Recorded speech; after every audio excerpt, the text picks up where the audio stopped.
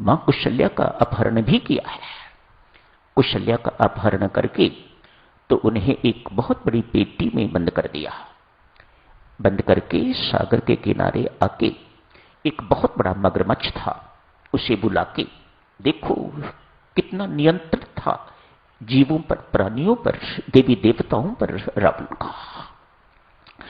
उस बेटी को, एक मगरमच्छ को बुला के तो उसके मुख में डाल दी उस बेटी। वह बेटी मगरमच्छ के मुख में चली गई है। वह पुनः अपने सागर में नहीं चला गया है। एक से निपटारा हुआ। दूसरी ओर अयोध्या गया है। अयोध्या पहुंचता है, क्या देखता है जाके, राजा दशरथ की बारात वशिष्ठ जी सहित चल पड़ी हुई है। अतएव जहां वे पहुंचे हैं वहां एक इस प्रकार का तीर मारा कि तूफान आ गया। ऐसा तूफान जैसा कि कुछ भी किसी प्रकार का दिखाई नहीं देता। ऐसा तूफान जिसमें किसी के जीवित रहने की कोई संभावना नहीं है। अतएव रावण आज निश्चिंत हो गया है, मैंने उधर का भी काम कर दिया और इधर का भी काम कर दिया।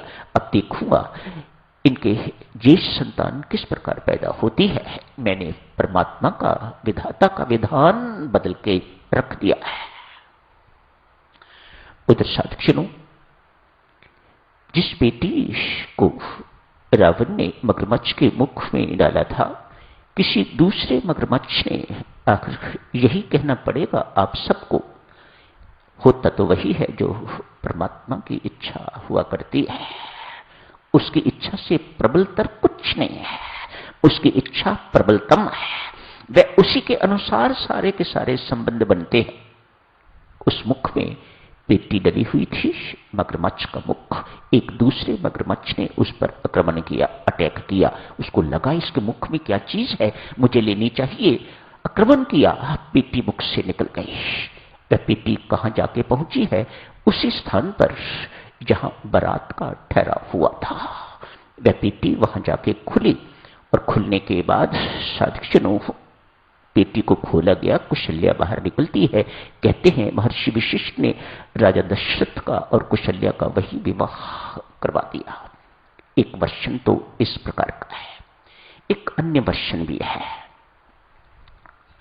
कुछ भी हो, अर्थ तो लगभग एक जैसा ही है। रावण कौशल देश पहुंच के तो कुशल्या का अपहरण कर लिया है इसने। अपहरण करके एक निर्जन स्थान पर, कोई छोटा सा कमरा है, मकान, टूटा फूटा मकान कहिएगा, वहां पर कुशल्या को बंद कर दिया है और बाहर से ताला लगा दिया है। स्वयं चला गया है। राजा दशरथ साधक्षणों बारात लेके, महर्षि वशिष्ठ इत्यादि बारात लेके तो कौशल राज्य में पहुंच गए हैं। वहां कुशल्या नहीं है। विवाह का समय हो गया है। मुहूर्त इत्यादि जो कुछ भी निकला हुआ था वहां कुशल्या है नहीं। कोलाहल समझ गया। कुशल्या के पिताश्री ने उसी वक्त कुशल्या की छोटी बहन सुमित्रा के साथ राजा दशरथ का विवाह करवा दिया। तो सुमित्रा के साथ विवाह हुआ। अब बारात लेके लौट रहे हैं।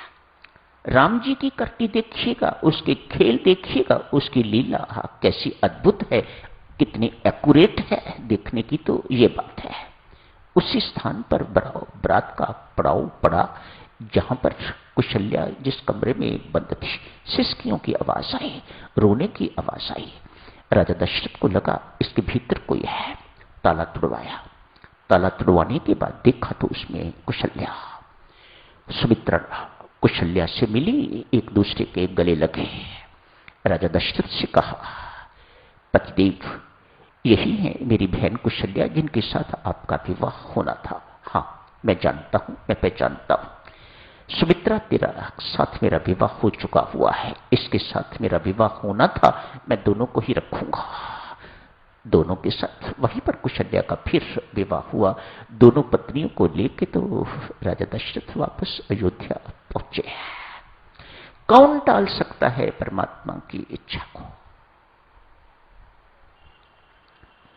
कोई नहीं। इस संसार में कोई पैदा ही नहीं हुआ जो परमात्मा की इच्छा के विरुद्ध चल सके। चलना भी नहीं साधक चलो, बिल्कुल नहीं चलना। समझदारी इसी में ही है। एक साधक कैसा होना चाहिए? साधक वह जो परमात्मा की इच्छा के अनुसार चले, अपनी इच्छा के अनुसार चलाने वाला साधक नहीं, परमेश्वर के पीछे पीछे चलने वाला साधक, परमेश्वर को अपने पीछे चलाने वाला साधक नहीं, दुखी होगा और दुखी रहता है।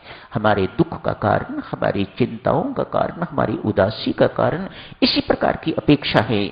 जैसी अपेक्षाएं हम संसार से रखते हैं, ऐसी अपेक्षाएं हम परमात्मा से भी रखते हैं। अतएव दुखी रहते हैं, उदास भयभीत रहते हैं, निराश भी प्राय होते हैं। जब परमेश्वर की इच्छा ही देवियों सज्जनों सर्वोपरि है। शेष चर्चा कल रविवार का दिन है, कल करेंगे। आज यहीं समाप्त करने की इजाजत दीजिएगा। प्रश्न उठता है, जब परमात्मा की इच्छा ही सर्वोपरि है, सर्वे सर्वा है, तो फिर हमारी ड्यूटी क्या है?